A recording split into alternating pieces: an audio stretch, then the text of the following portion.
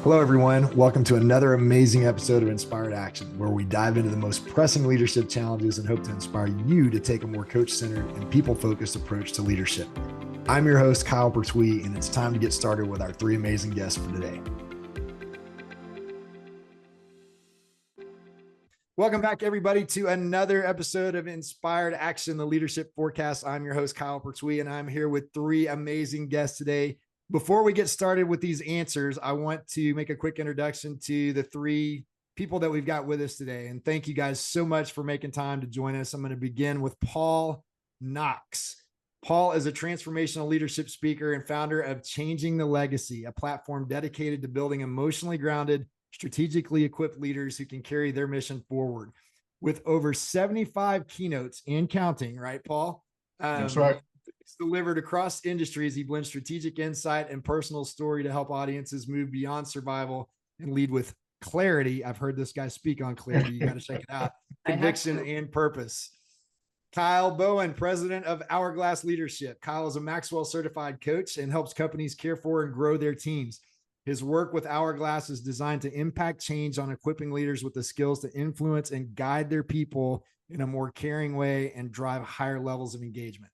And last but not least, Kerri Burchill serves as president of North Star Coaching, her independent consulting company that focuses on helping leaders slow down to go fast. Kerri is also the author of the book, and I love this, Leading Out of the ASKhole. So find that one. Her work includes designing and implementing leadership development programs of a group. If you're working with a group or a team, how do you create space for that pushback to exist without it becoming, pervasive throughout the group, right? So part of that is the group leader or facilitator just having a really clean agenda on what the group's coming together to talk about. And so when you are handed those out there questions or people who are resistant, they're trying to sabotage the conversation or insert their agenda, using that humble inquiry that we've talked about to relate it back to the topic. So let's say that we're improving a process, we're trying to streamline something because we have less FTE. And someone, I'm thinking of just a tough question, they might say, like, how does this protect our work-life balance? We're shutting down FTE, that's a tricky question. I might follow up and say, so it sounds like you're concerned about work-life balance in light of having less FTE to do this process. So how can we how can we leverage the process to protect our burnout? And so the meeting is going to improve this process. We are going to find a way to do this streamline. It's not going to change, but let's consider your point of view around that. And we're considering what you value. We're acknowledging burnout and work-life balance is a priority of value for you. Great. We're still considering it. We're going to move forward with the agenda. So if you want to add related to the agenda, feel free. But we're not just going to go on a tangent about how we're all burned out of COVID all these years later and we haven't recovered, which is kind of true for most companies I work with. So not laughing at that because it is a harsh reality. It's an ugly truth. Yeah, it's an ugly truth. And we go down rabbit holes and we don't actually hold ourselves accountable to have the rich conversation around what needs to happen to actually have better work-life balance. Yeah, and I think Kerri, in the context of coaching a group or team and setting that boundary and kind of setting a framework for how it's going to work and how people are going to contribute and how we're going to stay on task and what the outcome of the session is or whatever, offers a lot more structure than maybe someone who's just trying to bring a group together and trying to do the best they can to keep the peace, right? Yeah. And they're like, oh no, there's Paul again. I know he's going to say something. How am I going to deal with it?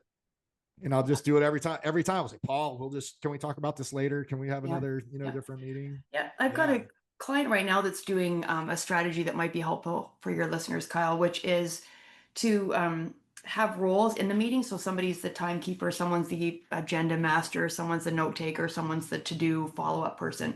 And so they've coined the word rabbit hole. So in this group of leaders I'm working with, they have found themselves being much more productive on task. They're actually accomplishing things in their meeting, which, does wonders for the work-life balance. And they laugh about how many times they rabbit holed and how many less times they're rabbit holing now because we put in a structure to drive the behavior to get the outcomes we want. So sometimes I think it's a test, right? It's a push because they're tired of the fluff answers, they're tired of all of that, and so they really want something concrete. However, the reality, right, is you're like, hey, you may have a legit question, but it's going to derail us. And so what I like to do again is leading with the curiosity is I like to get clear on what they're asking first, right? Because if they don't feel heard, if they don't feel like you're really getting what they're trying to say, and you're trying to, well, let's come back to that later, they may feel that they're being dismissed. And I've had this happen several times. So I'll try to just yeah. So what you're saying, or what are you saying again? Like, help me understand. And once I know that they're fully heard, I mirror them, I say it back to them, then I'm able to pivot it and say, well, you know what? That's really a great question. I hope you all heard that, right? That's really a great question. He's asking, she's asking this or that. However, that's going to be for maybe another time that, or we may have to circle back on that. But that's a great question. See me after, right? You know, but I want to make sure that they feel heard. And sometimes I do feel like that is an expertise question, because you have to have enough knowledge, enough wisdom to be able to really get at the heart of what they're saying, because sometimes they don't really know how to articulate it the best sometimes. It's just frustration coming out. Right. And so acknowledging it, validating that it's okay to feel frustrated, angry, upset, whatever it is they're emotionally charged by in that moment. Just say, okay, we got it. I hear you. Yeah. Right. Yeah. Good stuff. Kyle, what would you add? Yeah, I'd say that meetings aren't the only time that people can sabotage your strategies and plans.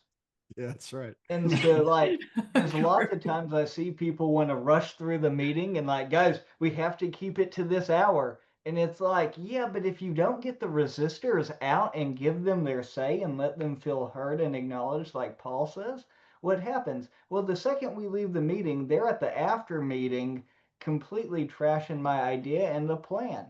Or they agree to it, they say they're going to vote, and then they go out, they don't implement it, they dismiss it on their team, and you just end up shooting yourself in the foot. And so I think giving people the space to raise if there are substantial concerns to it, right? Not saying that my idea is always perfect, because there are times that I brought an idea that I have spent 3 months thinking through to the table, and somebody else raises a question and goes, hey, here's an excellent point that you never considered, Kyle. And I go, you're right.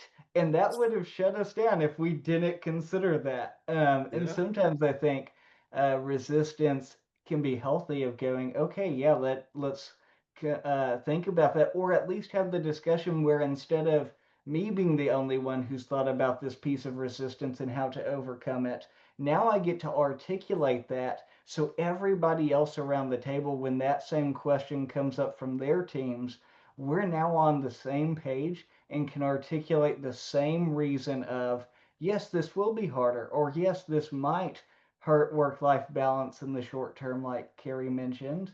But in the long run, it'll help. And here's how, right? And you can use that resistance to drive deeper engagement. On complexity, right? When you think about complexity of groups and people coming together, and I use the illustration of just in a single meeting between two people, there are 7 conversations that take place, right? Because before the meeting, each of you are having a conversation in your head.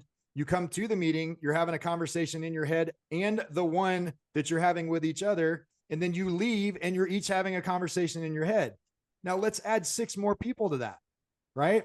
And so you think about, where does the resistance come from? Or somebody didn't understand because they weren't in the meeting, but they asked Kerri, and Kerri got her opinion from Kyle, who wasn't in the meeting. And it just, you understand how quickly things can derail, right? So I love the input there. And I want to go back to Kerri's rabbit hole, because it made me think of something, and I wish I could give whoever this was credit for it, but it has worked miraculously for me in teams that tend to go down that rabbit hole. And the story is, there was a guy that would just always kind of let things escalate a little bit when somebody resisted, and somebody else would jump in, but wouldn't facilitate it until it got to a point where it was smoldering. And he'd say, all right, everyone, let's move on. Well, the beauty of that is, everyone let's move on is an acronym for Elmo. So I started bringing a little red Elmo doll with me to these groups. Nobody needed to say, everyone, let's move on. We just picked up Elmo from the middle of the table and set it down in front of the person. And it was unbelievable how quick something that silly would change the flow of conversation. Right. Oh, wow. And so I love little things like that, the rabbit hole, all of those kind of little hacks, we can call them, right? But it's just a way to influence human behavior that builds buy-in.